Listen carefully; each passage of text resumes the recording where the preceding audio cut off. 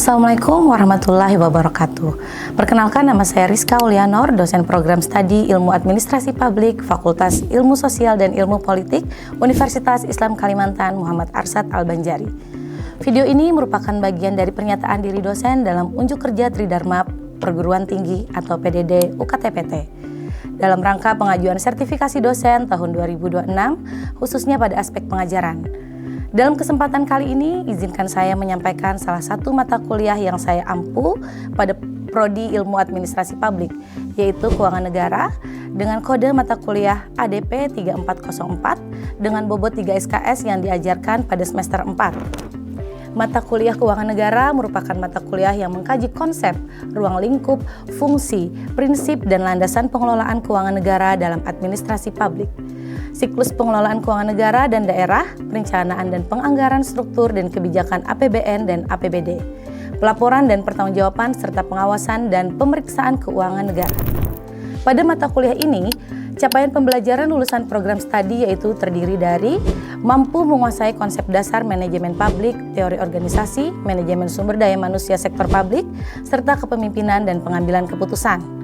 Mampu memimpin dan mengelola organisasi sektor publik, swasta, nirlaba atau badan usaha milik pemerintah, dan mampu mengelola kegiatan pelayanan publik dan pembangunan, baik organisasi pemerintah, swasta, nirlaba atau badan usaha milik pemerintah yang memenuhi kepentingan publik yang berintegritas. Dari capaian pembelajaran lulusan program studi tersebut, kemudian diturunkan menjadi 5 CPMK, yaitu terdiri dari 1. Mahasiswa mampu menjelaskan konsep, ruang lingkup, fungsi, prinsip, dan landasan pengelolaan keuangan negara dalam penyelenggaraan administrasi publik.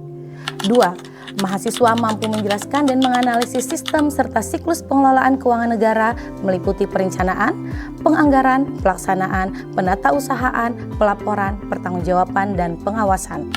3. Mahasiswa mampu menganalisis struktur, sumber, penerimaan, belanja, pembiayaan, serta kebijakan APBN dan APBD dalam mendukung pelayanan publik dan pembangunan. 4. Mahasiswa mampu menganalisis dan mengevaluasi permasalahan pengelolaan keuangan negara berdasarkan prinsip efektivitas, efisiensi, ekonomis, transparansi, akuntabilitas, dan kepentingan publik. Dan 5. Mahasiswa mampu menyusun hasil analisis dan rekomendasi sederhana terhadap permasalahan pengelolaan keuangan negara atau daerah secara sistematis, kritis, bertanggung jawab, berintegritas, dan berlandaskan nilai-nilai etika serta keislaman. Adapun bahan kajian atau sub CPMK yang akan dibahas untuk dapat memenuhi capaian pembelajaran mata kuliah ini yaitu terdiri dari 1. Konsep dasar keuangan negara, 2. Landasan dan kelembagaan pengelolaan keuangan negara, 3. Aktor, kewenangan dan tanggung jawab dalam pengelolaan keuangan negara, 4. Sistem dan siklus pengelolaan keuangan negara dan daerah, 5. Perencanaan dan penganggaran sektor publik, 6. Struktur pendapatan, belanja, pembiayaan, dan kebijakan APBN dan APBD, 7. Hubungan keuangan pemerintahan pusat dan daerah, 8. Pelaporan, pertanggungjawaban, pengawasan, dan pemeriksaan pengelolaan keuangan negara, 9. Efektivitas, efisiensi, dan ekonomis dalam mengelola keuangan publik, 10. Transparansi, akuntabilitas, integritas, dan etika pengelolaan keuangan negara. Selanjutnya, saya akan menampilkan video pembelajaran pada pertemuan ke-6 yang akan membahas tentang struktur APBD yang merupakan bagian dari bahan kajian struktur pendapatan, belanja, dan pembiayaan APBD. Selamat menyaksikan. Assalamualaikum warahmatullahi wabarakatuh. Waalaikumsalam warahmatullahi wabarakatuh. Selamat siang guys. Siang. Selamat siang guys. Siang. Oke, sehat? Sehat. Yakin? Yakin. Baik. Semoga kalian selalu sehat dan semangat dalam mengikuti pembelajaran Ibu kali ini. Baik, pembelajaran kita hari ini tentang keuangan daerah atau struktur APBD, anggaran pendapatan dan belanja daerah. Materi ini sangat penting bagi mahasiswa administrasi publik karena APBD merupakan instrumen utama pemerintah daerah dalam membiayai pelayanan publik dan pembangunan daerah. Sebelum kita masuk ke materi, kita berdoa terlebih dahulu sesuai dengan keyakinan masing-masing. Berdoa dimulai. Baik, selesai. Next. Sebelum Ibu memasuki materi, seperti biasa Ibu akan menyampaikan CPMK dari materi hari ini, yaitu menganalisis struktur APBD, menjelaskan sumber pendapatan daerah, dan menjelaskan belanja daerah dan pembiayaan. Lanjut. Pengertian APBD dan dasar hukum.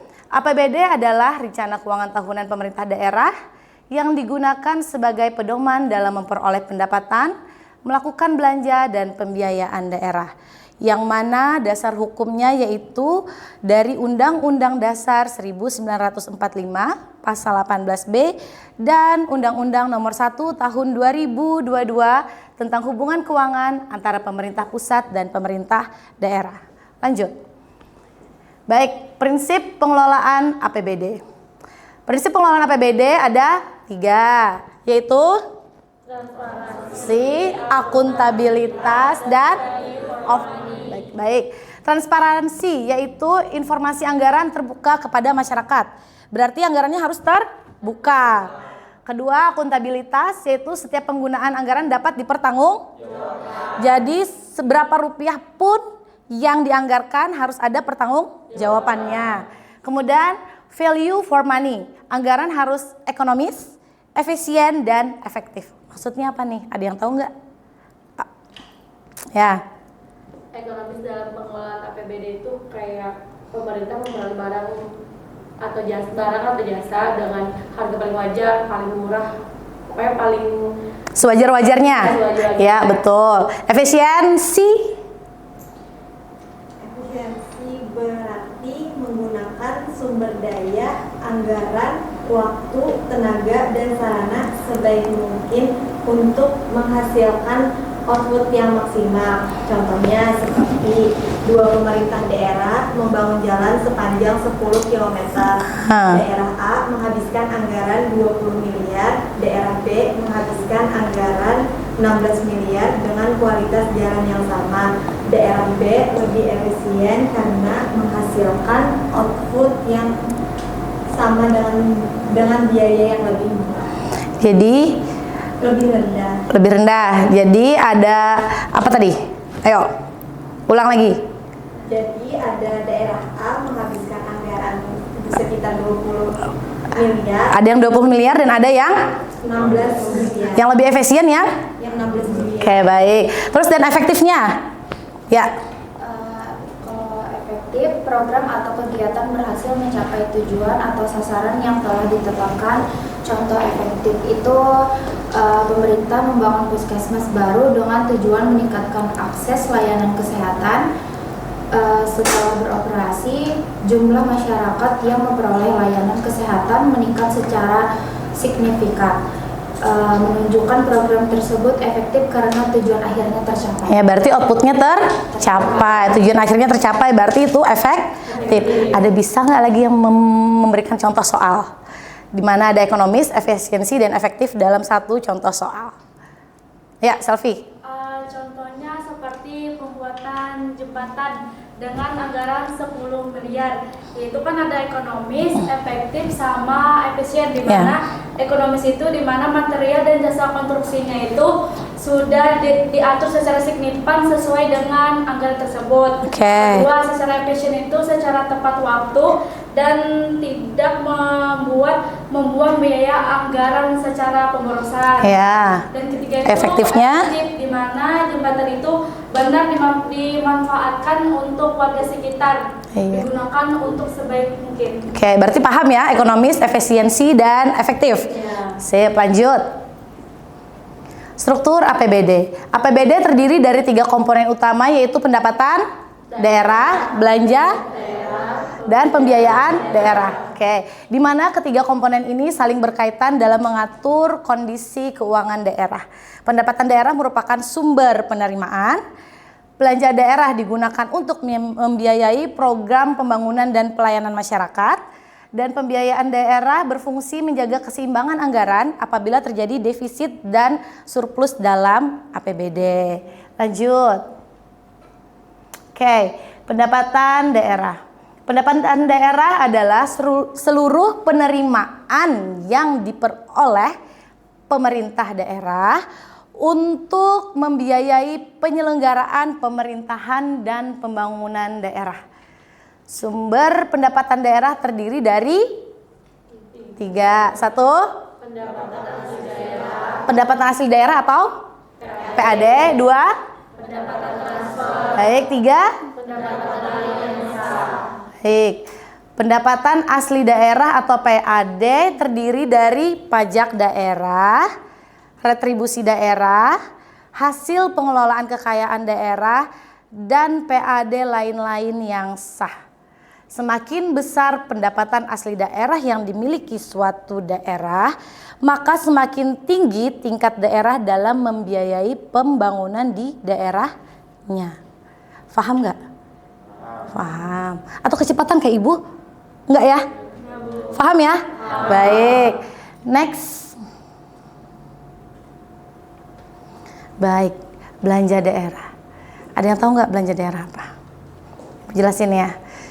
Belanja daerah merupakan seluruh pengeluaran pemerintah daerah yang digunakan untuk membiayai penyelenggaraan pemerintahan dan memberikan pelayanan kepada masyarakat.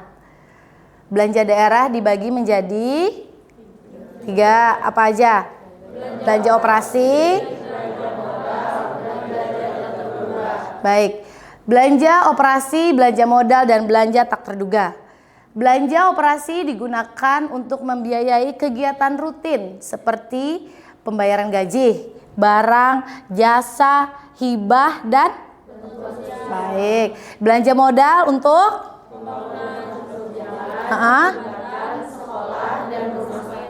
baik, berarti belanja modal lebih kepada untuk infrastruktur. Belanja tidak terduga untuk baik. Apabila terjadi bencana banjir di suatu daerah, belanja apa yang dipakai? Ayo. Belanja apa? Belanja tidak terduga. Betul, belanja tidak terduga. Kenapa jadi belanja tidak terduga? Karena untuk penanganan bencana dan keadaan darurat. Jelas ya?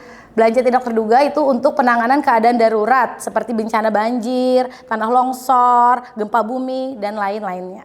Baik, next. Paham gak tadi? Paham. Next. Baik. Pembiayaan dan siklus APBD. Pembiayaan daerah. Pembiayaan daerah merupakan transaksi keuangan yang digunakan untuk menjaga keseimbangan anggaran seperti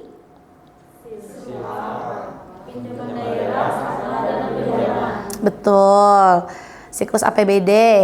Kemudian siklus APBD dimulai dari perencanaan, penyusunan, pelaksanaan, laporan, dan tanggung.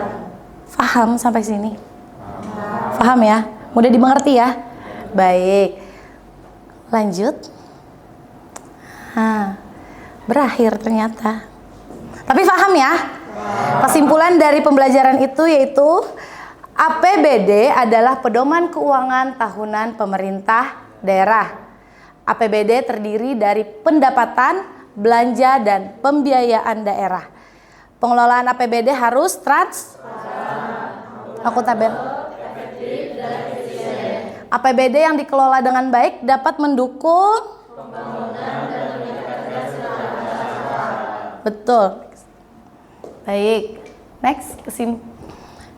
Sebelum ibu tutup dan sebelum pemberian tugas, biasanya ibu evaluasi dulu. Kalian mengerti atau tidak dengan materi yang tadi ibu ajarkan.